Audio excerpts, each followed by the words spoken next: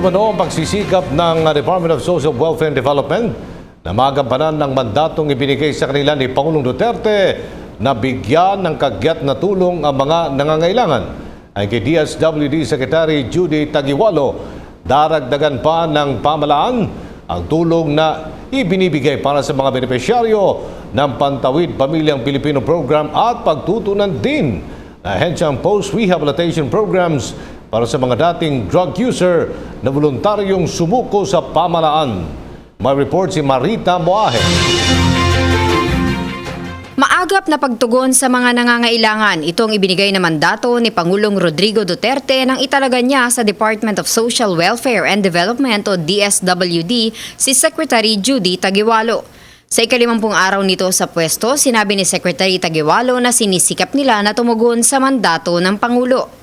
So dito sa departamento, binigyan nating pansin kaagad na ma-fill up yung plantilla items na wala pang tao. Naumpisahan na natin yan at may ilan na mahigit ng 20 years sa departamento na nagkaroon na ng regular na posisyon. Pinalaganap na rin natin ang mga impormasyon na iba pang serbisyo ng DSWD, kaugnay ng medical assistance, assistance sa solo parents, ang social pension para sa mga matatanda, ang burial assistance, na mga dating serbisyo ng department pero hindi lang masyadong alam ng mamamayan.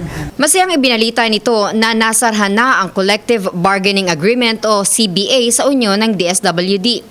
Mayroon na ring mahigit sa 30 empleyado nito ang nabigyan na ng kontrata at ngayon ay mga regular employee na.